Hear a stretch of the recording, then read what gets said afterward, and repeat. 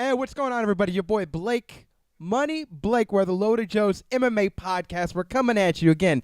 Shout outs to all the sponsors. I do appreciate every single one of them. And again, you can see each one of them right at the bottom as we do an interview, and I will tag them and I'll just mention them real quick. Fightbook MMA, Zen Soap, Gear Athletics, Elite Sports, Austin Kickboxing Academy, and of course, none of our logos, none of our videos would be here without NOP Media. Now that that's off the table, and if you need any one of those services, please holler at them. So now you can fast forward. This is the fun part. So if you guys are driving, if you guys are you're taking a break from work, you're in the shitter, whatever you're doing, I appreciate you listening right now. I got an awesome guest. This is something that's been meaning to happen for the last month. I've got the background half of Loudmouth MMA. I got the Phantom of the Opera of Loudmouth MMA, the marketing mastermind behind Loudmouth MMA. We got Philip Herman. Philip, man, how you doing, brother? Glad to have you on, man. Man, I'm doing excellent. Thanks for having me on. I appreciate it. Yeah, man, it's been an adventure. Been a lot of back and forth, haven't we? You know what? But life happens, and I don't think this is probably a good time. I mean, it seems like a good time right now. You got the man cave settled in. Let people know, man, how long you've been doing marketing, and what is your focus primarily? Just man, I feel like I've been doing marketing all my life, but getting paid for it, I've been doing it for the past 6 years now. So I've been doing it for quite some time, focusing on the digital space. That's where I roam and where I love. So yeah, so getting into Loudmouth, helping Kyle, and the podcast is nothing without Kyle. Like you said, I'm just the background. Yeah. I'm just the background trying to hold everything up and get everything flowing a little quicker. Kyle can get it all done if he wanted to, but a little bit of extra effort in the back end always helps. But you're up in the rafters, like I said. You're like the Phantom of the Opera. You're up there. People know you exist. They don't always get to see you. I dig that. Yeah. You're a crucial part of the puzzle. But the show goes on with a beautiful face like Kyle and a beautiful voice like Kyle's. But Phil, so I wanted to bring you on. I know I talked to you, reached out to you, and like, what are we going to talk about? And that's a good question, man, because it's an MMA podcast. I know you're just getting into MMA. But what I think a lot of people forget to focus on in MMA, even in the podcast game, is marketing. It's online marketing, social media marketing, right? I mean, of course I could give my advice all day long from what experience and this and that, but I think coming from somebody that's outside where this is the primary focus, it's always important, you know what I'm saying? What is the first thing that you see as a crucial mistake, or you see this is the first piece of the puzzle that needs to be in line so that whether it's a company, a podcast, or a marketing strategy online that needs to be implemented first off? Yeah, I think the first thing that you got to do when you're setting anything up online, whether it's a website, whether it's social media, you need to make sure when you set it up initially that it's all optimized. It's optimized for search, and it's optimized for the individual platforms. So that way, when somebody's looking on those individual platforms, you're more likely to show up ahead of everybody else. So that's the first thing. Too many people want to jump ahead of the game, get something running, just put something up quick, get it going, and then say, I'll fix it as I go. It's not the way to do it. You got to sit down, you got to set it up properly, and make sure that you got all your information in there. The more stuff you have in there, the more likely the platforms and Google as a search engine are likely to give you credibility. Because they see those social signals. 2, you're dealing with a website, working on the back end, getting everything together, making sure that you've got everything set up and optimized for search. Again, whether it's on the platform or through the search engines like Google, getting everything set up first and optimized, and then going from there. But it's also having a platform to stand on. I mean, you got to have the content as well. The content's got to flow in. Kyle does a great job with that. You do a great job with that, going through, pulling content. The more content you guys put on the pages, the more likely it is to be successful, because I'm able to go in there, I'm able to advertise to those things. And each one of them, is going to gain you a slow following. So it's going to be, you get a little bit each time, right? I'm sure you're seeing the same thing. You put something out, On Stephen Thompson, for instance, you had a couple weeks ago followers who are following him. Maybe he retweets it, maybe he, posts something on Facebook about it, whatever. Following it, you got to go through that slow process. But the more content you have, the more information, the more people who are retweeting, reposting your stuff, the more likely you are to be successful, because you're just going to slowly ramp up, and that's the best way to do it. Now, we, on the other hand, decided that we were going to start targeting ads. So we got some sponsors in pretty quick, actually. Kyle did a pretty good job. Yeah.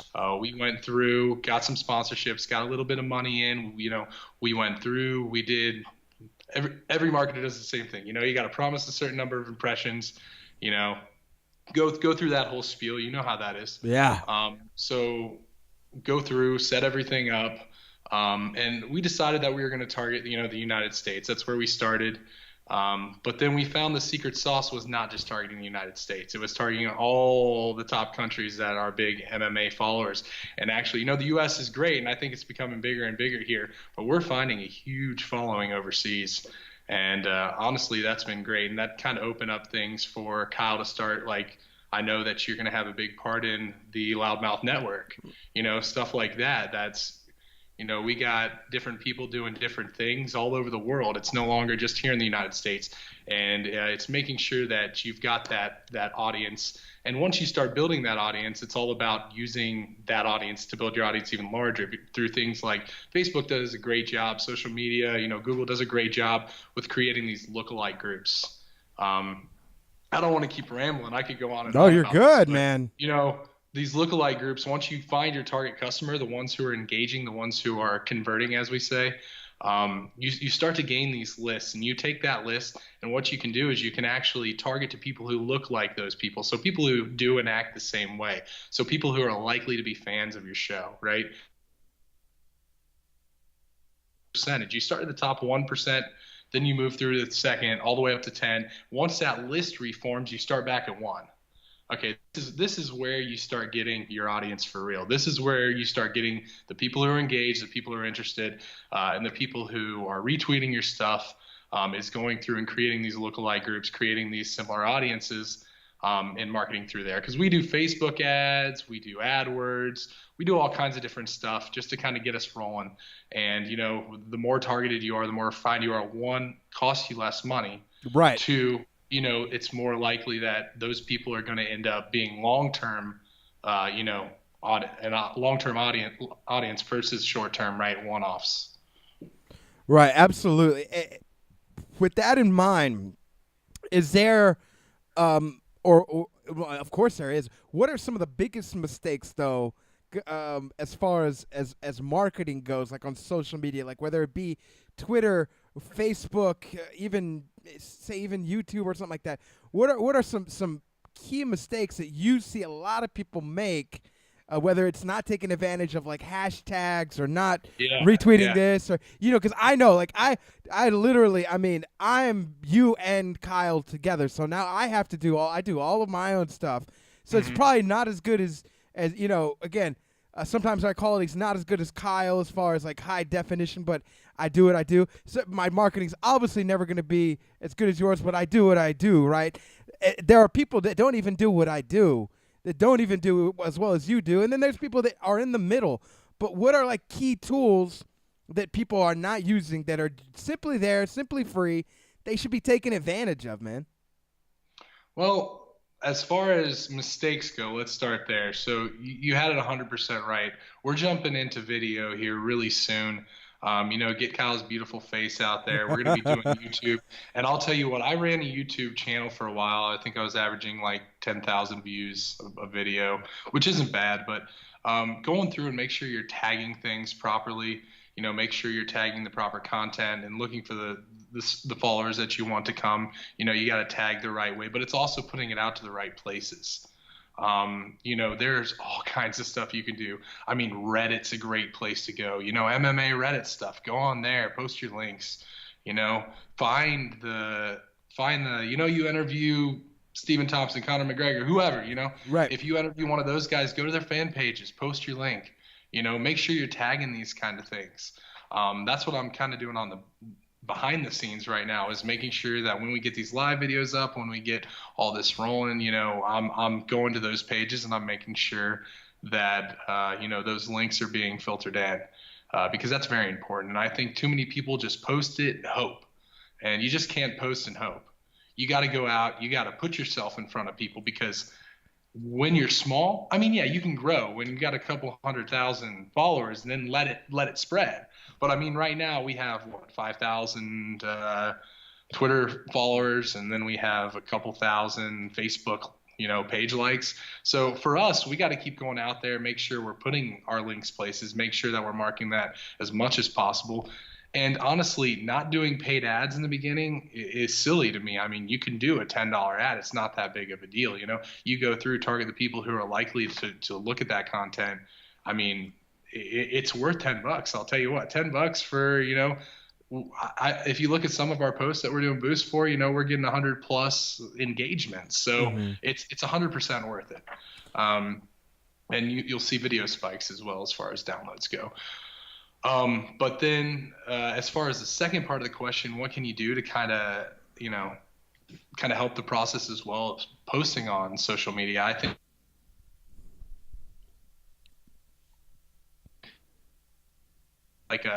you familiar with like Hootsuite? You can set up your post ahead of time. I think that's a great idea. Not for everything. I mean, it's not always right. Sometimes you're in the moment and you need to post something and you want to get that engagement through, what's hot or what's trending at the time. That's fine. But there's always those posts that, you can schedule a week ahead. Right. You can get out there, just making sure that content is flowing. Because again, the more content you get out there, the better likelihood that someone's going to find you, because there's more out there for you to be found for. So that's extremely important. It's a great analogy for this. It's like everybody is on their own little island, and instead of posting and just hoping, that's like throwing a bottle with a message out there and like hope somebody finds it. And maybe a couple people will find it. Is you got to work it. You got to work it. You can't be complacent with where you are. You got to keep working it until something works. But Kyle does such a great job at that, and he saves a lot of the process for me. I think I'm gonna give him a little shit here, but can I say shit? I think I could say shit. We can say whatever the fuck we want to say. You can say shit, damn, fuck. We can, whatever. Okay, good. So I'm going to give him a little bit of shit. His posts aren't always set up properly. And every once in a while when I'm going to do a boost, I have to go in and adjust his post. I've been giving him crap for that for quite some time. But, he's an old man stuck in his ways. So that's another thing. It's just making sure that the posts are getting out there. Visually is good. I mean, images and stuff, just your logo doesn't work.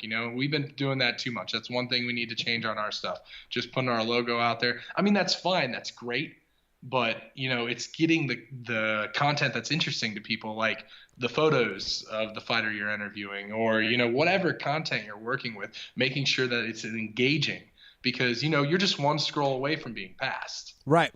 So right. No, that's been a big thing. Like when I am posting a video, it gives you slide shots, right? And like when you've posted some of the, what would the companions that like Kyle does and stuff. So you it gives you like a selection of like 11 slides. And for Kyle, it's all the same because he's all fucking sitting there by the kitchen.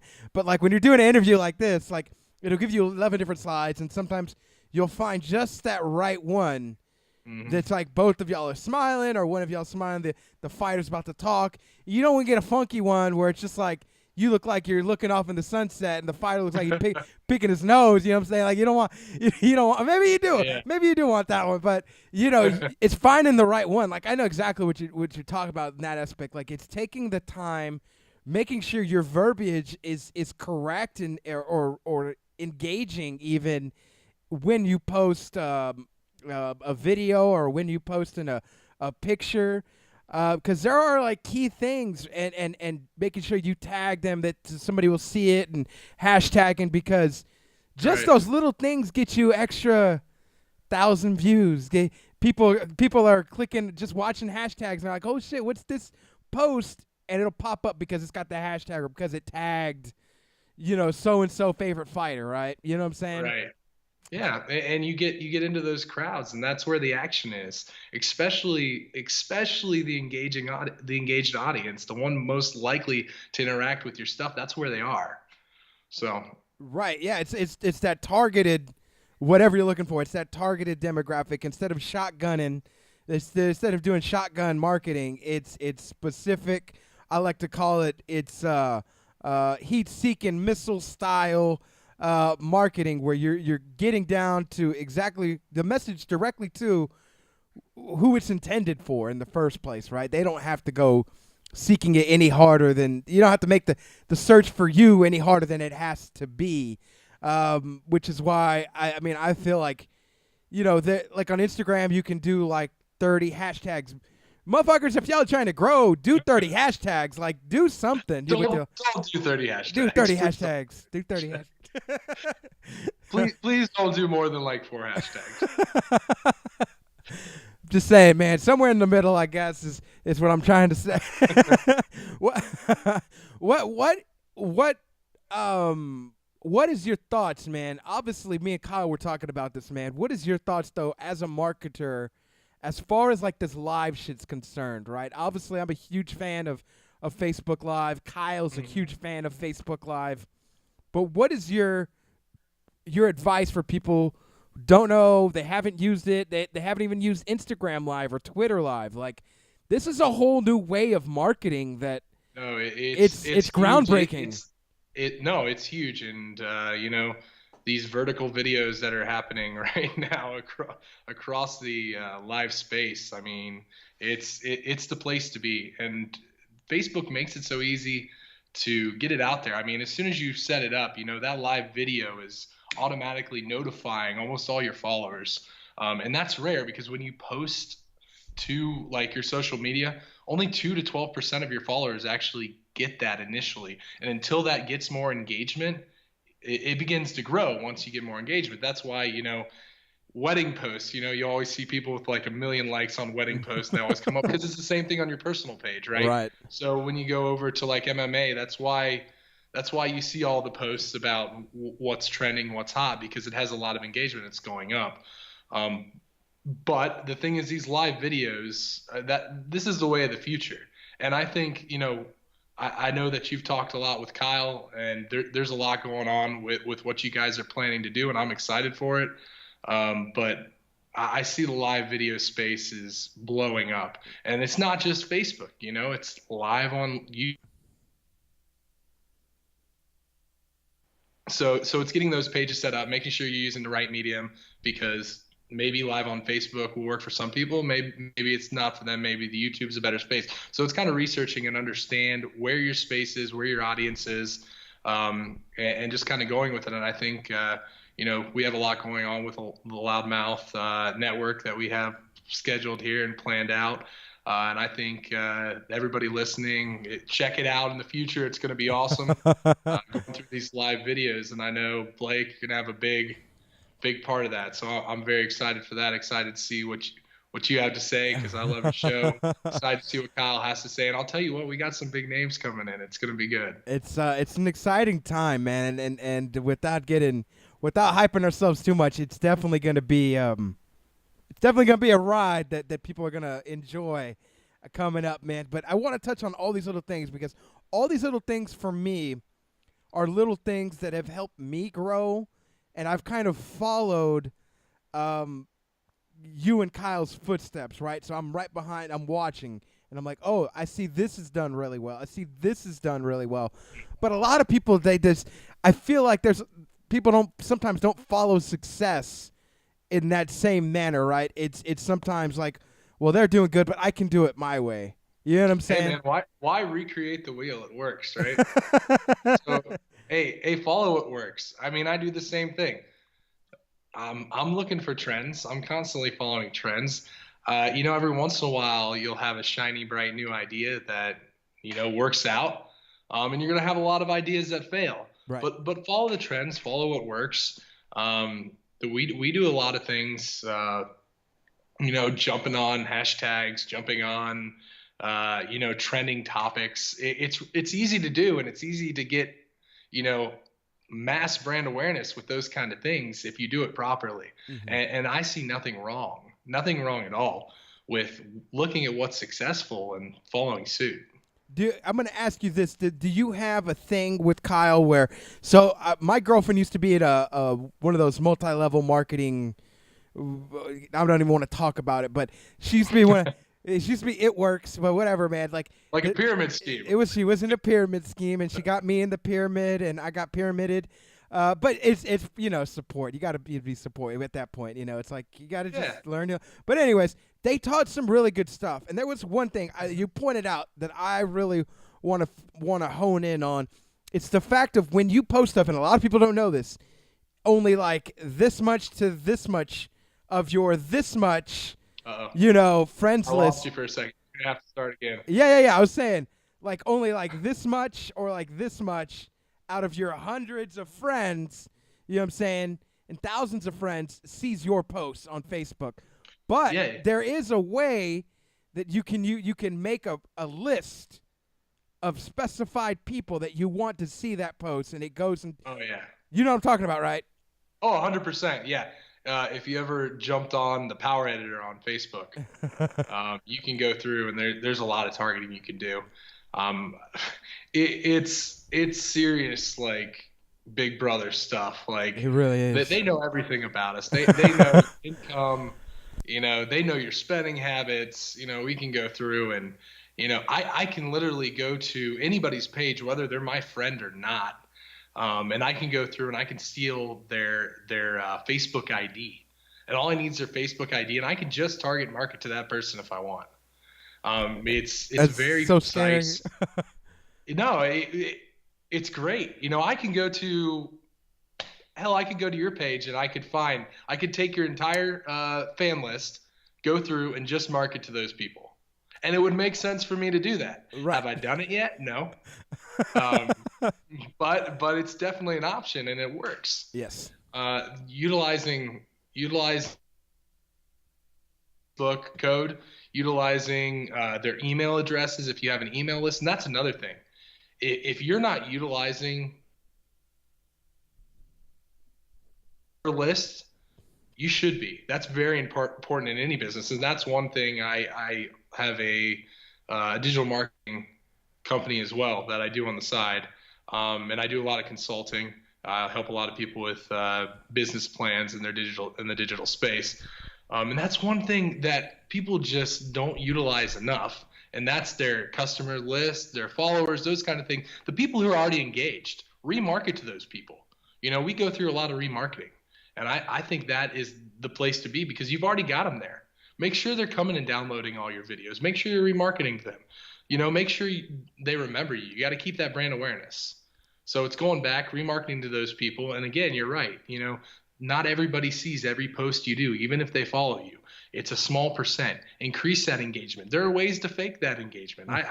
I'm not going to lie. I faked that engagement in the beginning for Kyle. And you know what? It works every single time. Mm-hmm. It's easy to do. I mean, it's very easy to do. There are loopholes in the system, and it's finding those loopholes, and it's without going black hat, finding those loopholes and making sure that you're doing everything you can to increase engagement. I like it, man. I like it.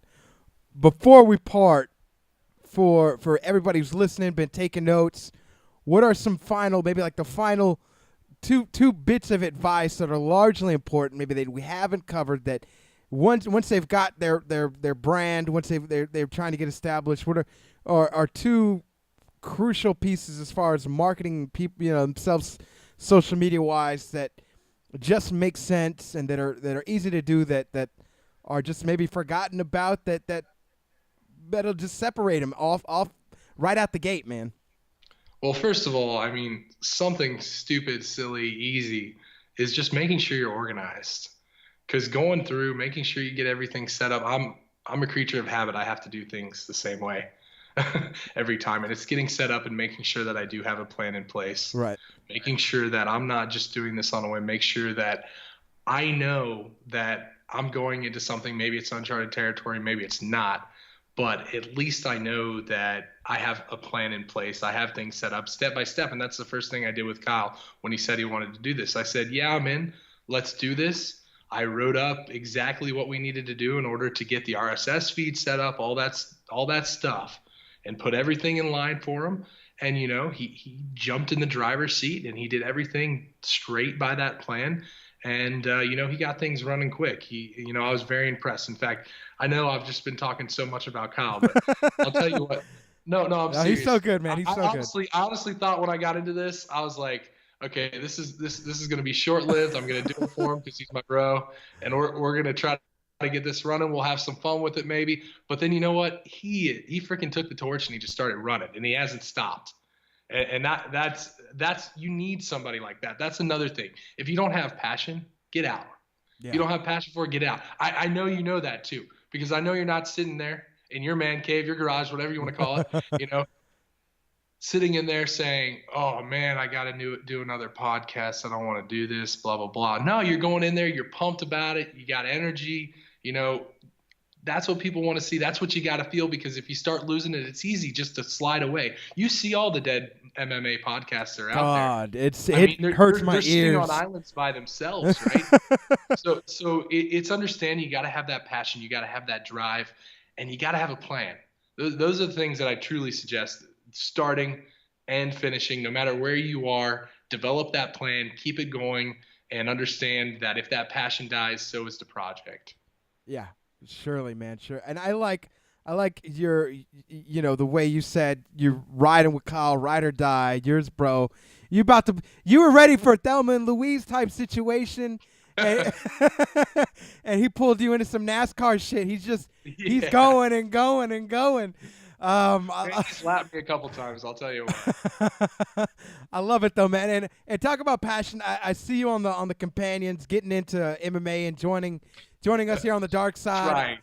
No, I love MMA. It's not trying to get into it. It's trying to, say everything I can and sound intelligent when, I'm a casual fan that just got into it. I love it. I truly do. I know this is cliche, whatever, but yeah. Conor McGregor, man, when that's what really got me into it. I know it sounds horrible, but he's not actually my favorite fighter right now. I'm actually super jealous that you got to talk to Wonder Boy. Who's your favorite fighter? I'm so jealous about that. That's sweet. Who's your favorite fighter, man? Yeah, Stephen Thompson, man. He's your boy? Him. Yeah, dude. I went back and I just started studying his fights. He is an animal, man. He's amazing. He's amazing. Amazing. He is a wonder boy. And that Woodley fight, man. Oh, think about this. This is one of the first fights that I'm watching. This is like week 6 maybe of me watching, and I'm just dying. It was amazing. I'll tell you, I know he probably didn't deserve to win that one, and I know they walked away with a draw, but God, it would have been great.